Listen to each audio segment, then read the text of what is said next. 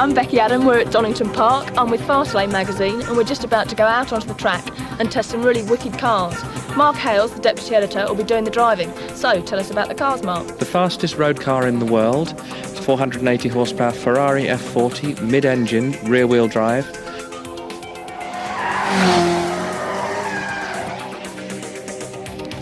The Porsche Carrera Club Sport, rear-engine, rear-wheel drive. The Audi Quattro, front-engine, turbocharged, four-wheel drive.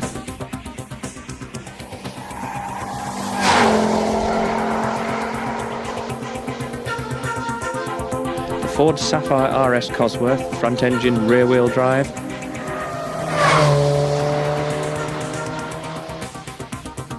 They will all do something different on the track. Well, it sounds like we've got a great day ahead of us. Let's go.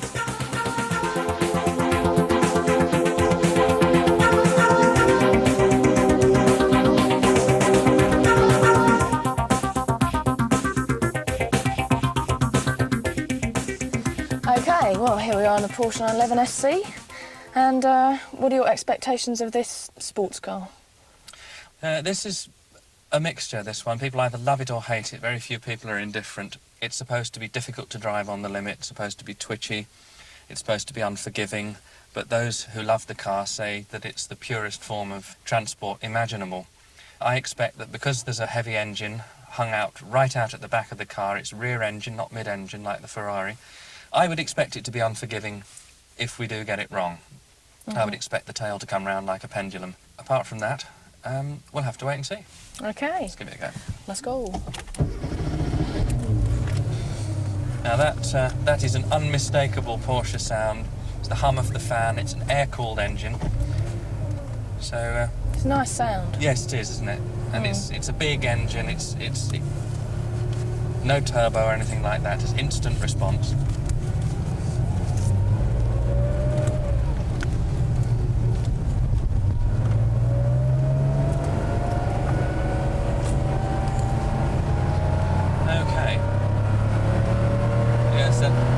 The sound, you couldn't possibly mistake it for anything else. It's like a mixture of a washing machine and a jet aircraft. But the circuit's drying out now. First thing you notice is that the steering it's quite heavy, no power assistance, and yet it feels alive in your hands. You can feel the weight of the steering varying as you go over the bumps on the circuit. So, going down towards the chicane,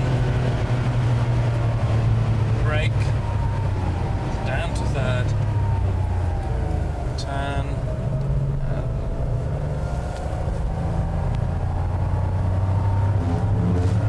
right, we might need second there next time, let's see, okay. Up to 6,800, 100 miles an hour in third gear. Brakes feel nice and firm and reassuring. Turn into Redgate. Now the nose is running wide. You can hear the squeal of the tyres. So the car is understeering, which might seem surprising given the weight of the engine out of the back and all that power. But understeer it does, especially when you just turn in. The nose instantly runs wide, down to the old hairpin. Braking sort of quite early. Yes, I think probably experience says that we should give this car a certain amount of respect. So probably the way to do it is slow in and fast out. Build up the speed a bit, down to third for McLean's. Feel that understeer. Oh, the nose is running really wide there. But about 70 miles an hour, leaving it third up the hill, up to 6,000, about 90 miles an hour, brake, turn in a little bit faster. As you turn in faster, the nose runs wide less. So you keep your foot down? Yes, keep your foot down, but turn in slightly faster. Now, the trick is not to turn in too fast. Down to the chicane, nearly 120 miles an hour. This is a quick car. And solid brakes. Yep, let's go down to second now. All right. Smooth on the power. Yeah. Second stops the stops the nose running so wide, sorry. Now we're going to need fourth this time before Redgate. Just over 100 miles an hour on the brakes. Down to third. Turn in a bit faster. Ah, now, whoa, yes, there we are. That's what you've got to watch for. Turned in a little bit too fast and round came the tail. Dab of opposite lock, but you had to be ready for it. So I think we'll make sure we're not going to have to do that down the Craner curves because you're going very fast there. So keep a foot in it and the car stays more stable. Down to the old hairpin, turn in a bit faster. And there is a compromise to be had here. Not trying to turn in too fast, but not too slow either. So you don't get the nose running wide, you get a balance.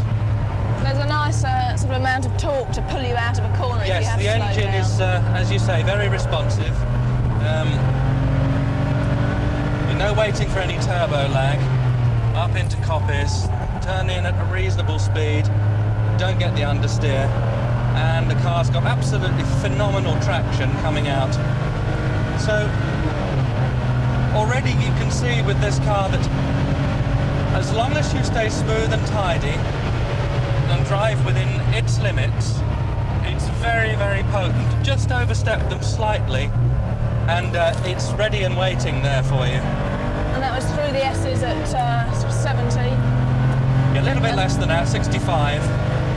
But the chicane, as you guess, that's pretty quick because it's a tight corner. Yeah. Back down to third, about 80 miles an hour, 70 miles an hour, turning in for Redgate. Now, we got a compromise there. That's better. We went through in a nice sort of drift, but it's a very fine balance. You've got to make sure you get it absolutely right. 5 miles an hour the wrong side of it. Whoa, there we had a little twitch down the Craners because Hales went in there with on a slightly trailing throttle. It definitely sort of throws you sideways in your seat when you know when you're going round a corner.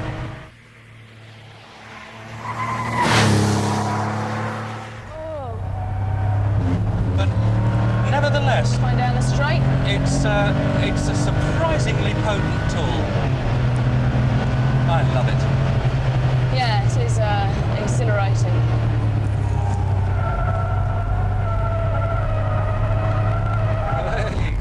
It's all right, you're allowed to use the curbs.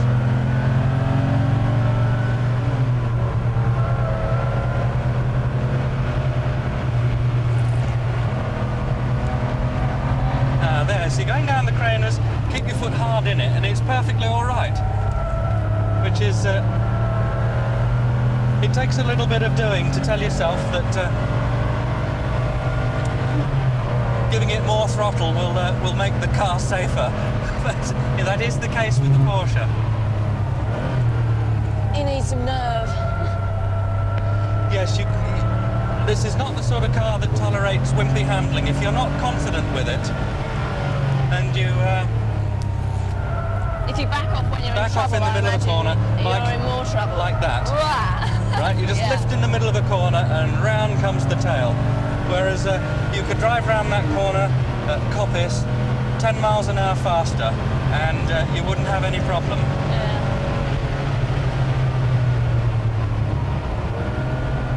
So what's the gear change like? Is it? Gear change is really good.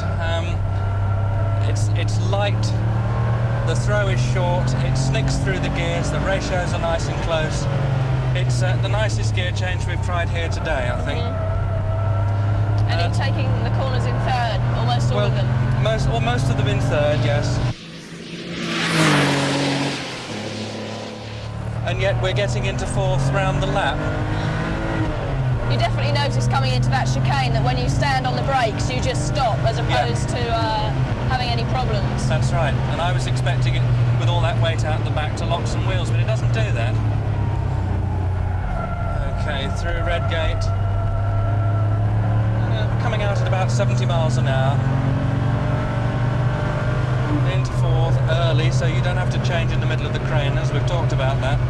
Keep it hard on down there, and it's okay, yes. Just over 100 miles an hour down the Craners. Down to third. Whoa, yes. You see, there I was, not concentrating for a minute.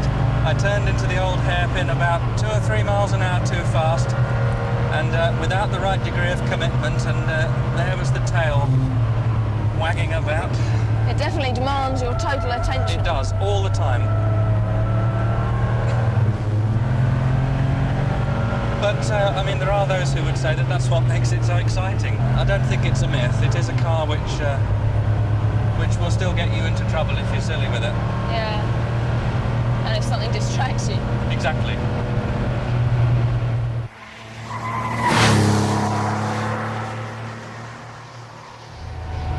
Okay, well, while we let it cool off, let's talk on the way back. So what, I mean, if you get into trouble in this, do you think it's easier to get out of trouble than in some of the other cars? No, it's not. You see, you're faced with an awkward sort of problem.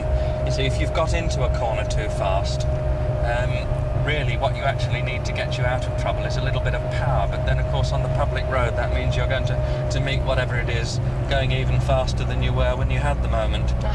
So you're in a no-win situation, because once you've got the tail swinging around like a pendulum because you've gone into a corner with no power on, then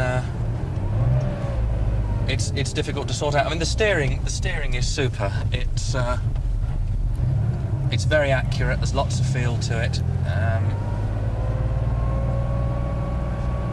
But you sound like you prefer driving it on a track than the road. Well, I think, you know, it's a case of being sensible. But on the track, it's a really absorbing car. It demands your concentration. It's very fast, lovely torquey engine, no turbo lag. You can balance it on the throttle because the engine is so responsive and torquey. Gear change is lovely.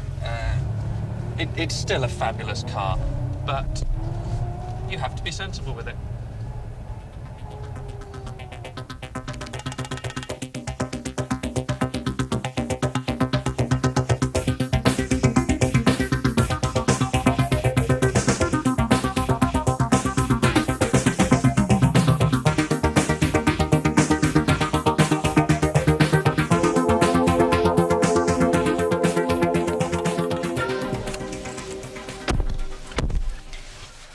Here we are in the front engine Sierra Sapphire Cosworth. I mean, this is much more your road car sort of feeling. What are you expecting?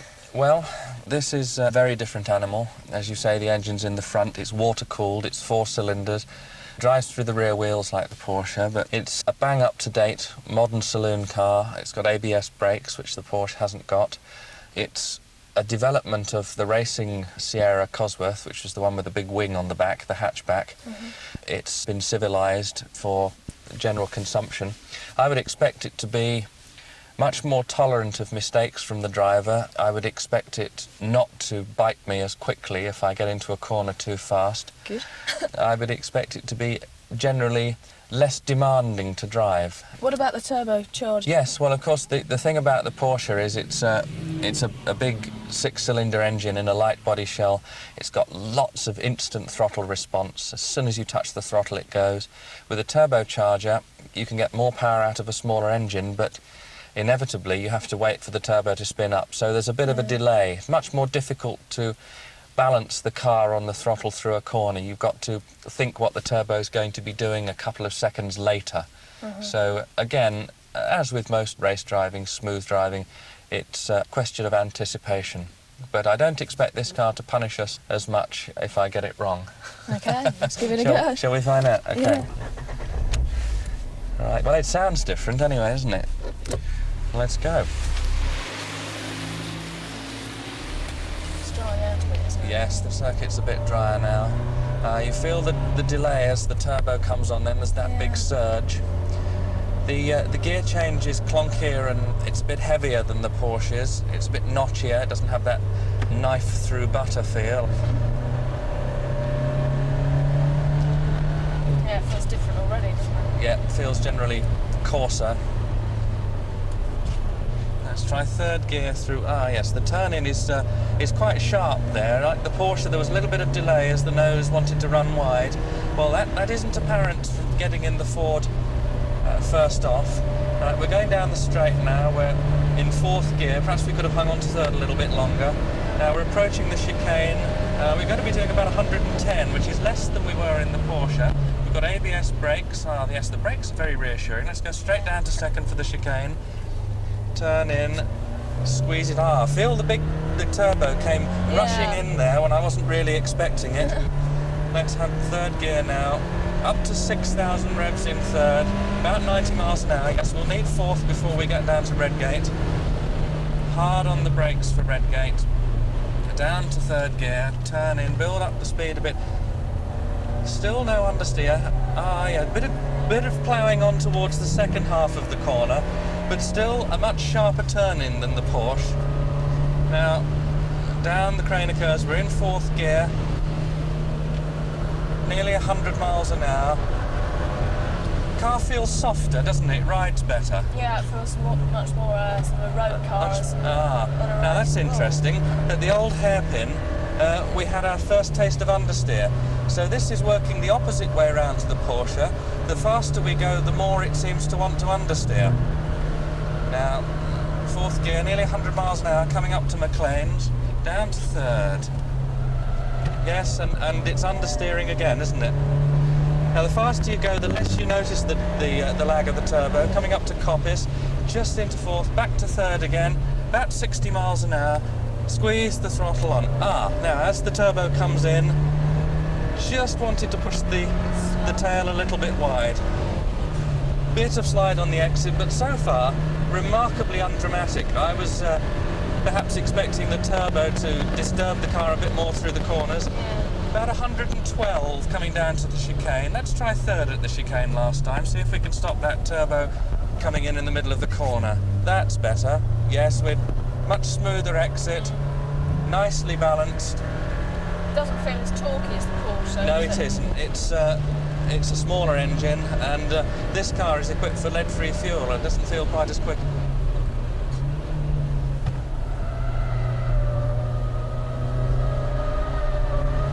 Yes, now quite a lot of understeer there. The nose is running really quite wide.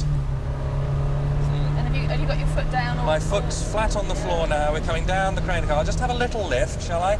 Okay, now flat on the floor again, down there in fourth. Brake, nice and smooth, down. Still quite a bit of understeer. But we haven't had the great opposite lock slides as I was expecting. Under Starkey's Bridge, just go into fourth. We're doing about 90 now. Leave it flat out all the way around into McLean's. A bit of a twitch there as I braked on. That's interesting. That was a definite twitch. That was a very definite, that was an unscheduled twitch. Some twitches you can expect. That was because I braked while the car still had a little bit of lock on. So, although it wasn't what you'd call a big moment, it could have developed into one. Yeah. Now, onto the straight. Again, we're foot hard down under the Dunlop Bridge. Yes, we're going to get to about 115. Brakes are really quite reassuring, that's good. Down to third, turn in, squeeze it through the chicane. Still no big oversteer on the exit. The hum of the sonic curbing. 6,000 revs, 90 miles an hour, third into fourth, going down to Redgate. About 105 miles an hour before Redgate, down to third. Okay, what happens if you turn in a bit fast? Nope, still understeer. Now we have our first oversteering slide. Now that was because I lifted off in the middle of the corner. Down the Craner curve, flat out on a wet track in fourth gear. That's quite impressive. Yeah, now, going into the old hairpin, I got in too fast and it just wanted to go straight on. It seems to depend on the sort of corner, how fast you get into it, and what you do when you're in there. See if we can avoid the twitch here. That you could, if you made a mistake, it could very quickly turn out to be a big one. Yes, well that's what we thought with the Porsche. I mean, this is a bit more tolerant generally, but I think you still have to treat it with some respect. Yeah. Generally, what it wants to do is to go straight on everywhere.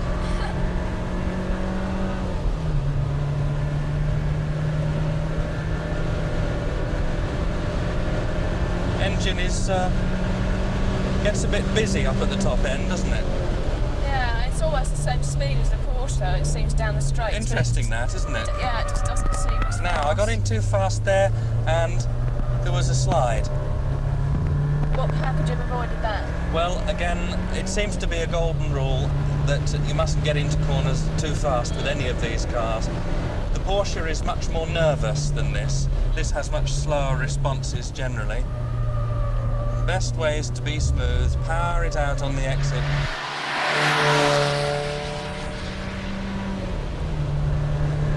Seems once you're used to the understeer, you can, Yes, drive with it. And, that's right. I think that's right. You generally use the power to balance the understeer. So long as the turbo doesn't cut in when you're Yes, least so you've got to be wary of that.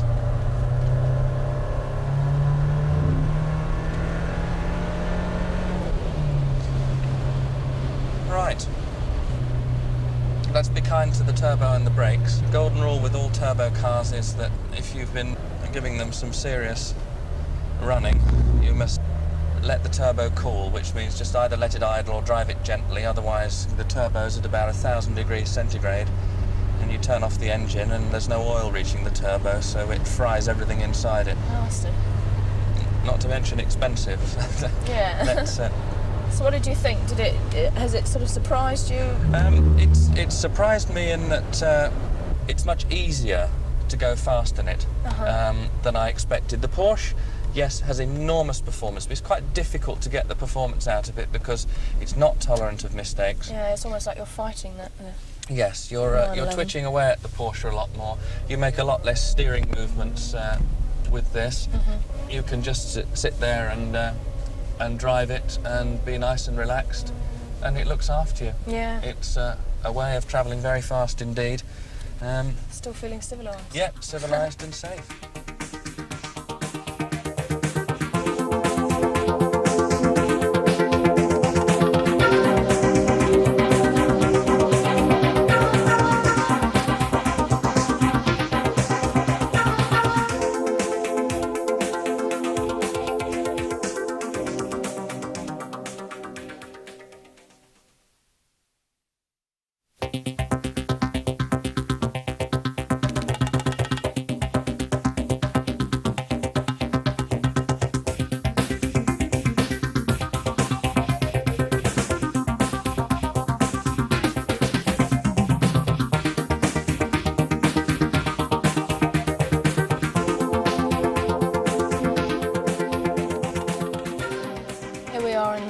That started the four-wheel drive fad, the Audi Quattro Coupe.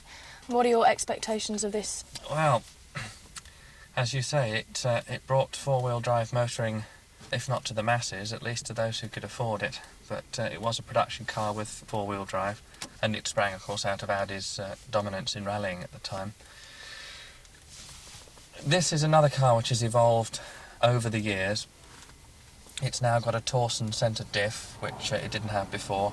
It's got a different engine with raised compression ratio, which helps with the response. So is it literally much better at holding the road, even though it was brilliant to start with? Well, better than it was. Four-wheel drive doesn't necessarily improve the road holding. What it does give you is better traction. It gives you a better balance through the corner, so it's not driving from either the front or the back, so it isn't going to push the nose or the tail wide when you put your foot down. You still need a good chassis to make the car hold the road well, so it complements the chassis. It's not the be-all and end-all, even though it's got 200 horsepower, turbocharged engine. I expect it to be safe and friendly. Okay. Let's try it.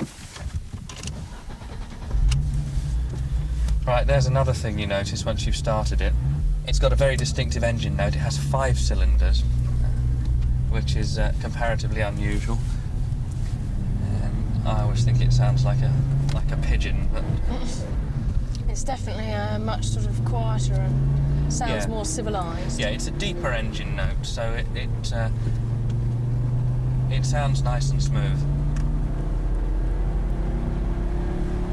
Right, we've got a nice dry circuit now, which of course is not the conditions under which the four-wheel drive will show its, as the sonic curbing will show it off to its best effect. Now, let's see. Right, it doesn't feel very powerful. It doesn't, snap your neck back, but maybe that's a good thing. Brakes feel nice and firm. chassis feels quite sharp, and a nice, I mean by sharp I mean, oh yes, nice turn in there into the chicane, and full power out, and it just sweeps out. You never feel it's going to do anything untoward there. And you took that, That was in third gear. I think third's about right. So nearly 100 miles an hour down into Redgate. It really points into the corner very well. I was expecting a lot more understeer, but it wasn't there. Into fourth gear, about 85, 86 miles an hour, down into the Craners in fourth. And still a bit damp here, but absolutely flat out down the hill. Yeah, no problem at all. Feels very solid coming into the hairpins. Down to third, and that's the corner which has been causing everybody problems today. But surprising that, it didn't go ploughing straight on like I expected. I can hear the tyres howling, but I haven't actually got that much lock on. Up to Coppice, down to third, 71 miles an hour. Flat out in third gear. Although it holds the road really well, it feels almost heavy. Yes, I don't know how much it actually does weigh, but yeah, it's a solid feel. I know what you mean. It feels as if it's weighted to the spot. Okay, let's try the chicane in second this time. No, that's too low. Okay, so it's a bit in between the gear at the chicane. Down to Redgate, 91, 94, 97, 100 miles an hour in fourth. Firm brakes, down to third, pointed into the corner, on the throttle, about quarter of a turn of understeer, but not bad at all. Keep it in fourth gear, 91 miles an hour, 96, 98, 100 miles an hour down the Craners, absolutely flat out. Bit of understeer, but otherwise okay. Hard on the brakes, down to the old hairpin, and that's better. So we didn't go in quite as fast. Not so much understeer. Up into fourth for Starkey's Bridge, 77, 81, 83 miles an hour. You can tell we've got a digital speedo, can't you? 92, 94, coming round to McLean's. Hard on the brakes, down to third, 70, dropping to 65 through the corner in third gear. Yes, it's the very fact that I can reel off all these figures shows you that the car is taking very little driving at all. It's just a gentle bit of understeer everywhere. You just keep sort of your foot down, your hands in the same position. That's right, and round it goes. We're not having to saw at the wheel or revise the line through the corners. We're up to 110, 111. In fact, we've just pulled fifth down the straight. That's the first car to do so today. Down to third, turn into the chicane a bit fast. You can feel the tail swinging, but it hasn't actually sort of stepped out. So, yes, if you do go into a corner too fast, you probably get the tail to swing wide, but it doesn't actually tax you at all. 100 miles an hour down to Redgate, down to third. Turn in a bit too fast. What happened? Yeah, nothing much. It just howls, as you can hear. You hardly notice the brakes when you brake. You slow down, and there's no awareness that it's It's very undramatic, and yet we're going very fast. Yeah. Quite deceptive. Yeah. Back to the hairpin. Now, that was my fault. I turned in a little bit too early and a little bit too fast, but there were no moments there. It just understeered a bit more, but it still actually went round the corner. Very safe car indeed. It seems sort of very unlikely that you'll ever get an unpredictable twitch or anything that's going to really surprise you. No, it doesn't feel as if it's going to bite you.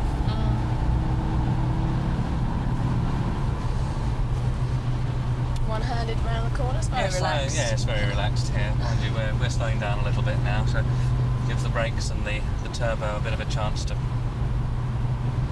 cool off. Now this definitely feels like a road car on a good road car on a racetrack, as opposed to the Porsche or the F40, which is much more race orientated from a sort of torque and noise. Yeah, I'm not sure Porsche would agree with you about the Porsche, but yes, I know exactly what you mean. And it was interesting, your comment from the passenger seat, that it feels heavy, which feels, actually almost as if it's rooted to the track. Yeah, oh yeah. But yeah, very undramatic, which should be Going round taken on as a rails. compliment. Yeah. Oh yeah, definitely. Just a bit of understeer. Definitely.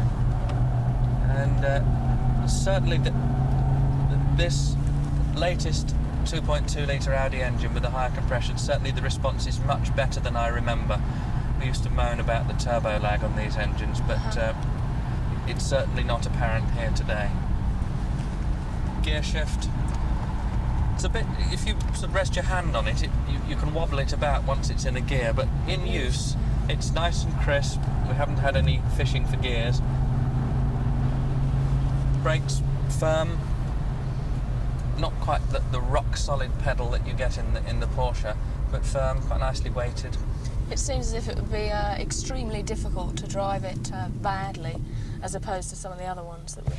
Yeah, I mean, you can always drive a car badly, I suppose, but certainly it would be difficult, I would think, to get into serious trouble for a very small mistake. Reassuring. That's a reassuring car. A reassuring car.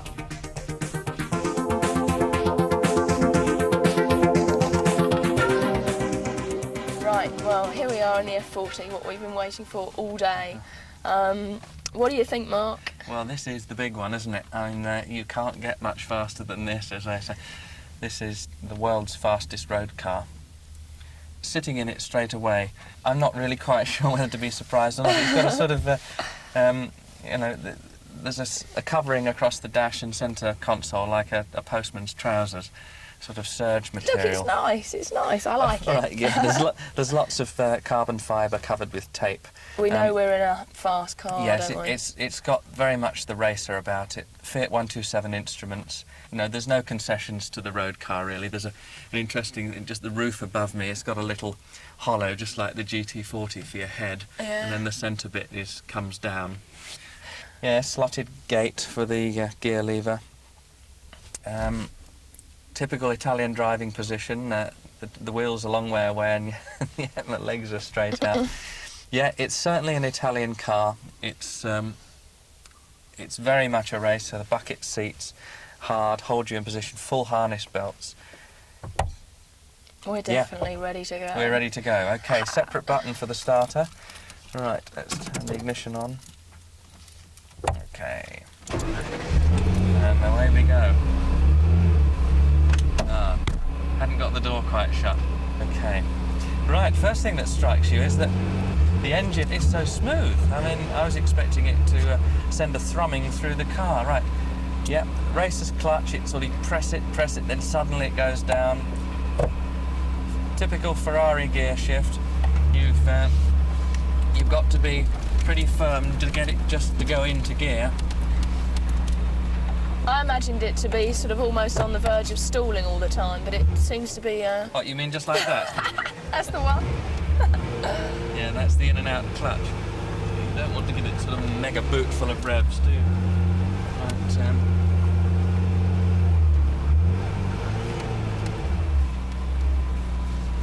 Well, are you nervous or looking forward to it? I'm looking forward to it, but I'm always nervous when I'm sitting in something which is insured for £350,000. I can understand that. So, let's nose out onto the track and see how we feel. I can't take the smile off my face. Okay, already you can hear the stones that clicking up under the wheel arches. Very much the racer. Okay, let's find second gear. Yeah, needs a firm push. Right, there's all sorts of clacks and whirs behind us, and there's a hum as the revs build up. It's quite noisy, as you can hear. And the steering is pure racer. You can feel the weight altering in your hands as you go over the bumps. Feels very solid though, doesn't it?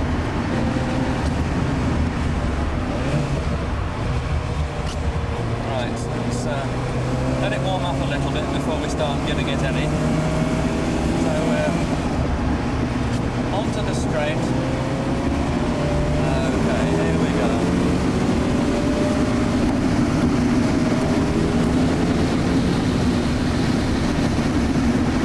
A lot of wind noise, brakes very firm. Let's go down to second for the chicane. In we come. Bit of understeer there. Wow. Yeah, it goes whistling up through the gears.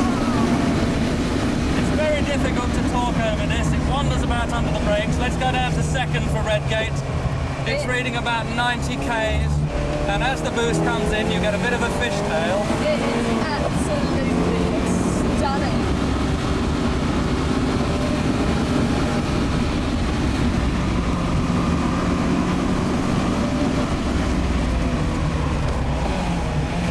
Round the hairpin. Okay. Solid all gear shift.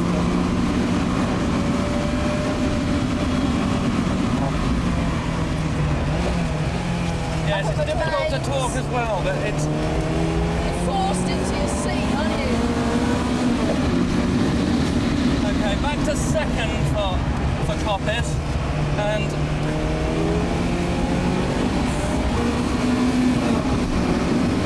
Yes, this is a very serious car indeed.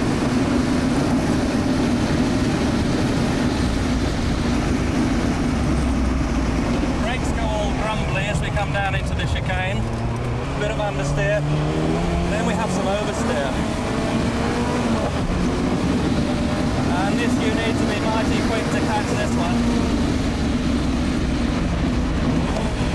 Back down to second for Redgate. And a bit of understeer, and now we've got some oversteer coming out there. And around the crane as the car's just understeering gently. We're in third gear. Okay, let's have a little lift here. Remember, this costs nearly £500,000. Down to the old hairpin. Down to second. Okay. Whoa!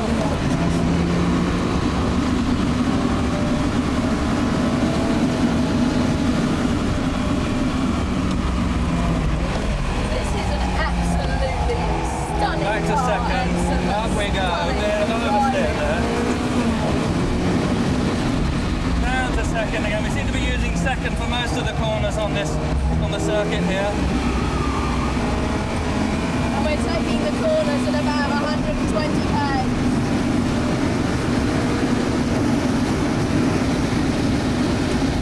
We got up to 210 k's coming into the chicane. I can't even see the speed, it's disappeared, I'm too far away.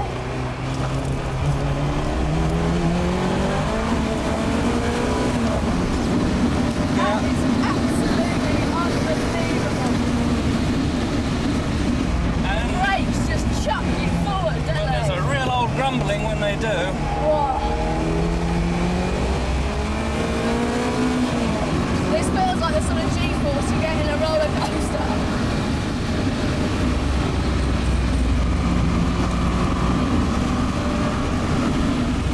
Through the hairpin.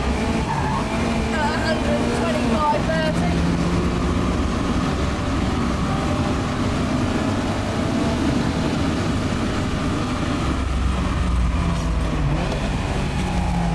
Up to McLean's, round it at 90 k's. No. This has totally knocked the wind out of the cars.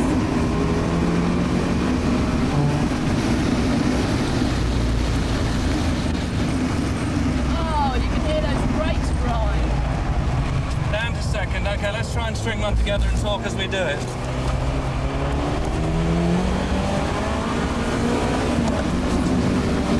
Down the straight.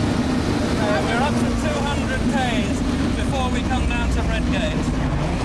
Back down to second again. Let's try and feed the power on a bit more smoothly. All right, here it comes.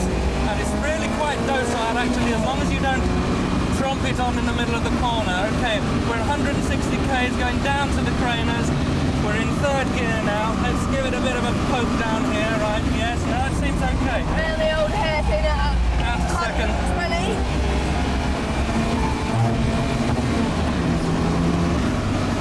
Okay, and round Starkeys, we're having a little bit of a twitch there in third. Back down to second. Oh, the Round the brakes really do planes. grumble.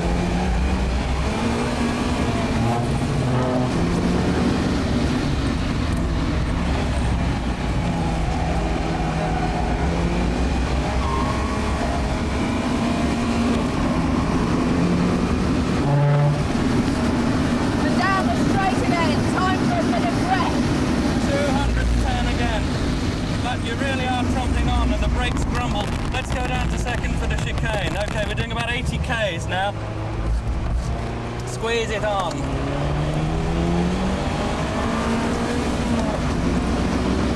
Into third. It doesn't look like we're going to get into fourth anywhere. Up to 200 k's again. Right, grumbling brakes. You can feel them kicking under your foot.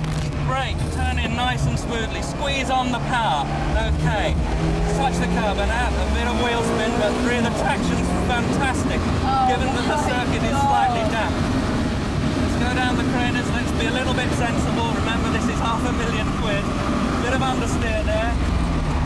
Down to second if I can find it. This isn't sensible. This is 120 k's round the hairpin.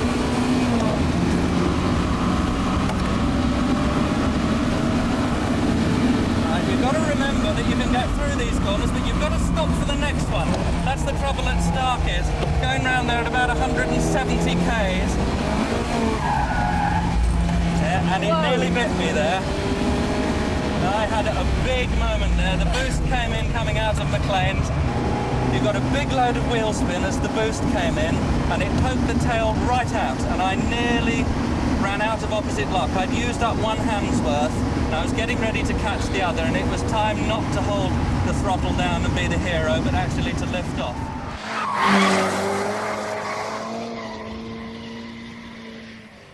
While we're giving the car a little bit of a chance to cool off, because even a Ferrari needs to cool down, let's reflect on what we were doing. The way the car is geared, you're only actually using second and third round the lap. I didn't actually get into fourth anywhere. And when the circuit is dry, coming out of Redgate, you can use full power in second gear, and the car just comes out like a missile. It really is quite exhilarating. And yet, I mean, I haven't been sort of concentrating at all. What is the sort of steering, the main steering problem, do you think? Well, the problem is that it's got nearly 500 horsepower, but the steering is amazingly light. It gives you all the feel in the world. You can feel everything being relayed back to you. Any sensation of extra lightness in the steering tells you that the car is losing grip. But really, you only have a problem when you get serious boost in the lower gears in the middle of a corner. And then you have to be very, very quick to catch the slide. You can hold it there with about a quarter of a turn of lock, but because as the wheels start to spin, it gives you more boost, which gives you more wheel spin, you can eventually get a moment like I had at McLean's. The noise is incredible. We're using sort of 7,500 to 8,000 revs. I'm being careful not to over rev. But it just knocks the wind out of you, and the brakes, although they're definitely crumbly, you just get chucked forward in your harness. Yes, you've got to remember that 220 k's is quite a serious speed to be going down into the chicane. I can't work it out in my head. You know, you really are motoring, and it's asking a lot of road car brakes. Obviously, I'm impressed and have been waiting to do this since a visit to the factory about a year ago, but is it as incredible as I feel that it is to drive? Yes, it is. It's less like a racer to drive than I was expecting. I thought it would be impossibly twitchy, super stiff. It's not. It's quite nice. I mean, you have to remember there's 500 horsepower, but it's not as tricky as the Porsche.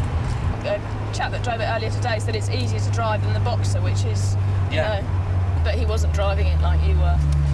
The gear shift is quite is firm and chunky, and it's important not to sort of do the Charles Atlas bit and be unkind with the gear shift, but you need to be firm.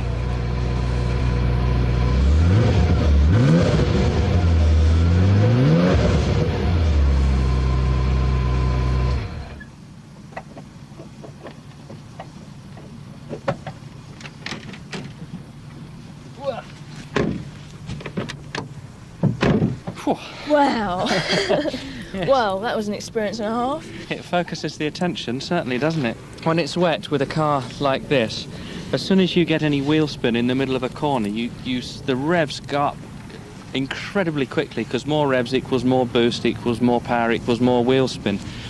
And you go around in a series of fishtails if you're not very careful. And everybody knows they're exciting, but just how exciting is really quite incredible. It's soft and quite friendly until you really get it stoked up. I mean, I was expecting it to be an awful difficult thing to drive, and the clutch is quite heavy, but the steering's light. It leans quite a lot as you go down the fast corners, and yet the ride's quite comfortable. Certainly turns a few heads as well. I wonder, yes. Can we bring in Nick Mason, who's the proud owner? Well, I think it's come up to every expectation I ever had.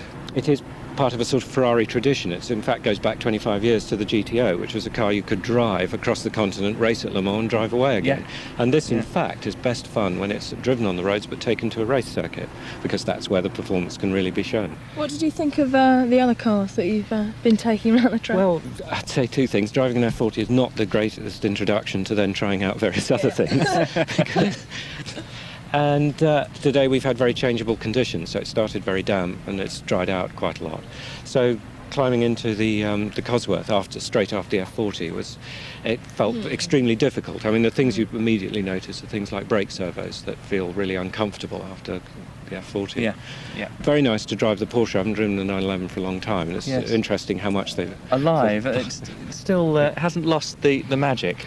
And the Quattro?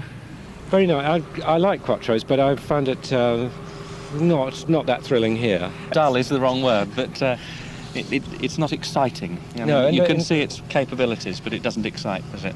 So our vote goes with the F40 then, basically. Well, I mean, isn't Next best buy. that a surprise? Yes, we'll all go out and buy one.